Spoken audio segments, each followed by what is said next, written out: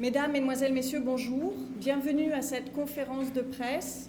Je salue tous les auditeurs et les auditrices qui nous suivent en direct sur MINUSTAH FM, mais aussi sur notre compte Facebook.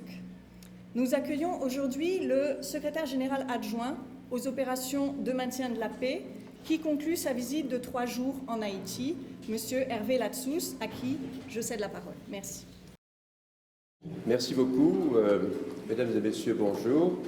Bonjour tout le monde. Et merci de vous être dérangé un samedi.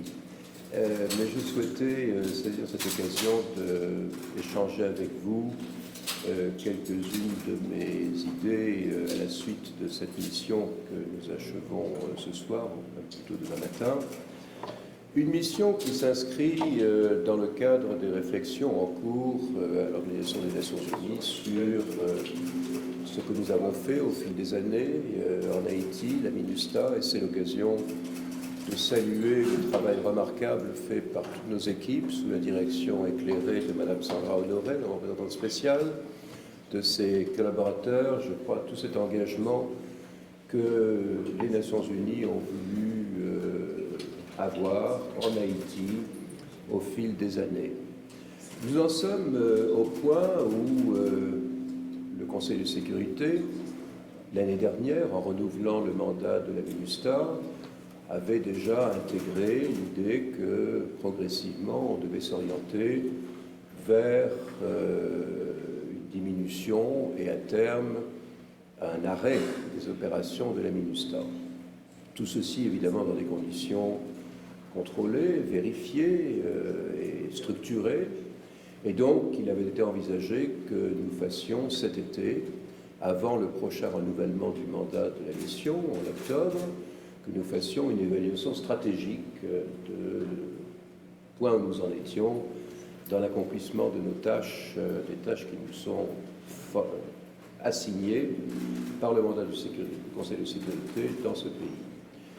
Le fait que le cycle électoral qui aurait dû s'achever à la fin de l'année dernière ait été interrompu, que nous ayons maintenant un nouveau calendrier, a fait que cette évaluation stratégique, elle se fera plus tard. Dans l'intervalle, le Conseil de sécurité m'a demandé de venir ici pour effectuer une évaluation de la situation en Haïti, notamment sur le plan sécuritaire et sur le plan politique. C'est la raison pour laquelle, depuis avant-hier soir, j'ai eu toute une série de rencontres avec tous les grands acteurs haïtiens, le gouvernement, le Parlement, réunion avec les députés de l'Assemblée nationale, avec les sénateurs, avec cet après-midi, nous allons avoir une série de rencontres avec les partis politiques. Nous avons également rencontré les organisations de la société civile, du secteur privé, le CEP et bien entendu les acteurs internationaux. Alors, dans ce contexte, quels sont les messages dont je suis le porteur et dont je me ferai l'écho d'ailleurs auprès du Conseil de sécurité de retour à New York la semaine prochaine. Le premier constat, mesdames et messieurs, c'est que le pays d'Haïti connaît une crise, une impasse politique. Et c'est déjà un premier constat, le fait que l'Assemblée nationale, l'autre jour, au terme de 15 heures de débat, n'ait pas pu se mettre d'accord sur la solution à apporter sur les aspects institutionnels. Et donc mon message, notamment aux parlementaires, a été, écoutez, la communauté internationale ne va pas se substituer à vous, la responsabilité, elle est la vôtre. C'est donc à vous de trouver une formule pour dépasser les blocages actuels. Le second message, c'est que avec le décalage du calendrier électoral, avec maintenant une première échéance en octobre, un second tour, les élections sénatoriales, l'entrée en fonction du futur président de la République prévu pour le mois de février, on a perdu un an. Le pays d'Haïti a perdu un an. Et donc, au minimum, tout doit être fait pour tenir ce calendrier et ne pas risquer un nouveau glissement du calendrier. Et là encore, c'est la responsabilité des différents responsables haïtiens que de faire en sorte que les choses se passent à bonne date. J'ai rencontré hier le Conseil électoral provisoire et je voudrais leur donner acte du travail extrêmement solide qui est fait pour préparer cette consultation, pour régler, remédier à un certain nombre de problèmes qui ont contribué à ce décalage dans le temps. Je crois que c'est vraiment une urgence. C'est une urgence parce que dans cette situation qu'on pourrait qualifier de situation de vide, vous le savez, la nature a horreur du vide. Et cette situation un peu incertaine est génératrice de tensions et donc de risques sur le plan sécuritaire. Quand on regarde sur longue période, on voit que des progrès incontestables ont été accomplis. La situation actuelle en Haïti n'a rien à voir avec celle d'il y a 10 ans, à l'époque où Cité Soleil était la proie des gangs. Alors, il y a bien sûr des problèmes, il y a des incidents. On a vu l'autre jour cette série d'attaques contre des entreprises du secteur privé à Port-au-Prince. On avait vu un petit peu avant l'attaque de la station de police au CAI. Tout ceci, évidemment, appelle des réactions très fortes à l'adresse de tous ceux que l'on pourrait qualifier de forces négatives. Leurs actions ne sont pas acceptables. Et évidemment, plus que jamais, il appartient à la police nationale haïtienne, qui est en première ligne pour assurer le maintien de la loi et de l'ordre en Haïti, à la formation de laquelle nous avons consacré des efforts considérables. Notre objectif demeure, vous le savez, de parvenir à un chiffre de 15 000 policiers de la PNH formés d'ici la fin de cette année. Ça ne s'arrêtera pas là, parce qu'une police, c'est quelque chose qui doit se travailler de manière continue, mais c'est important, et je le redis encore une fois, les Nations Unies, la MINUSTAH sont en appui aux efforts de la PNH pour maintenir la loi et l'ordre, mais c'est bien à celle-ci que revient la réponse de première instance.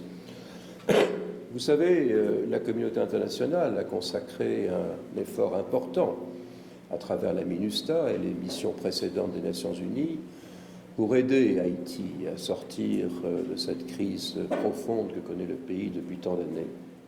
Et il commence à se faire jour une certaine impatience, une attente de résultats encore plus probants. À un moment où, à travers le monde, se multiplient les crises, il ne faut pas que le moindre prétexte soit donné pour que cette attention se relâche. Et donc, ce que nous ne voudrions pas, c'est que, insensiblement, le dossier haïtien glisse vers la périphérie, voire en dehors des écrans radars de la communauté internationale. Il est donc plus que jamais urgent que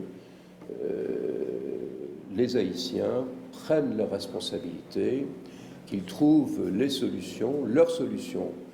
Nous ne sommes pas là pour dicter, nous ne sommes pas là pour nous ingérer. Nous sommes là pour accompagner, pour appuyer, et c'est ce que nous faisons.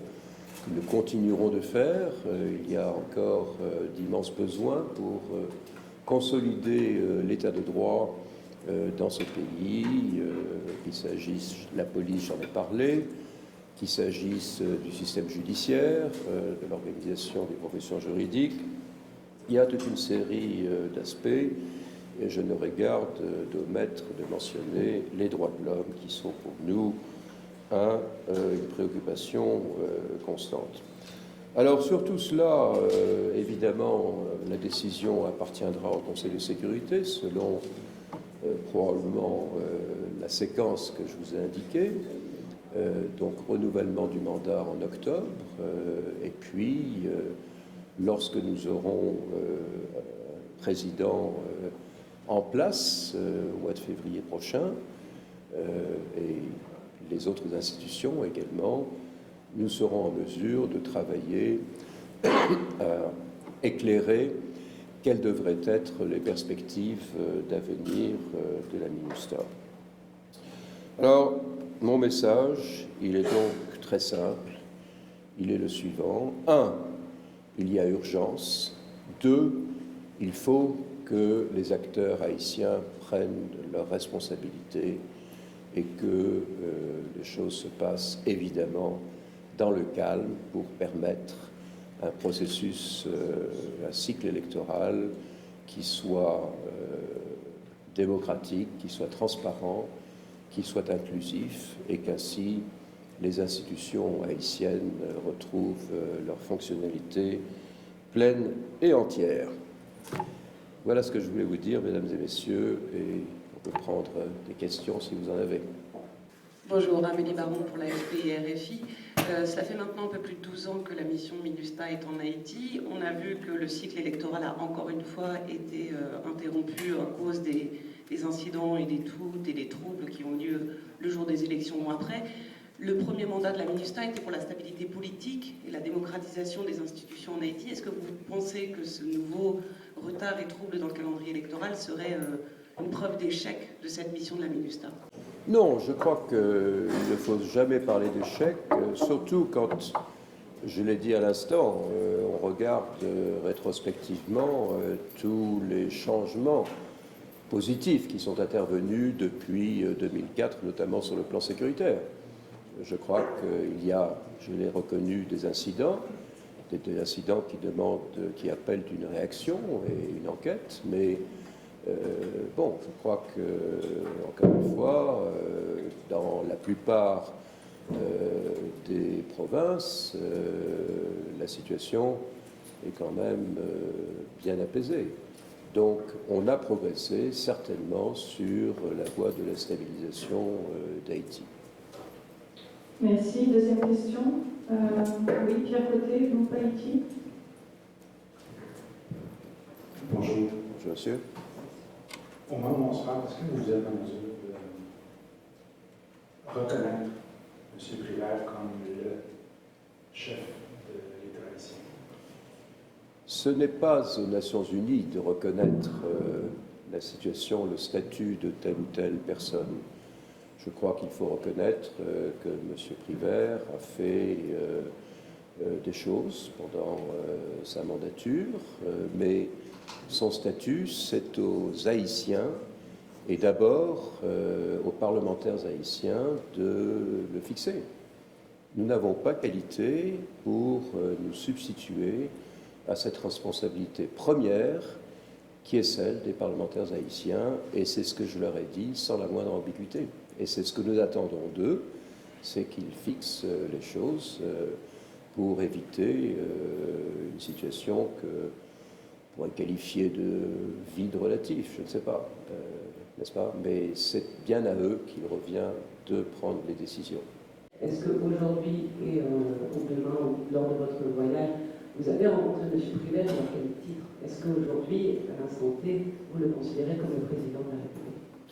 Je vais encore rencontrer toute une série d'acteurs de premier plan de la scène politique haïtienne, et mon message à l'égard de tous reste le même. Y a-t-il une dernière question? S'il n'y a pas de dernière question, alors nous Pouvons conclure cette conférence de presse. Merci beaucoup, Monsieur le Secrétaire Général adjoint des Opérations nationales, Monsieur Latsous, merci beaucoup. Merci à vous, chers amis journalistes, tous auditeurs MINUSTAH FM. Merci pour votre fidélité où chaque fois nous faisons conférence de presse. Merci à ceux qui nous ont suivis sur Facebook pour la première fois. Espérons nous capables de faire ça encore. Passez une bonne journée. À bientôt. Merci.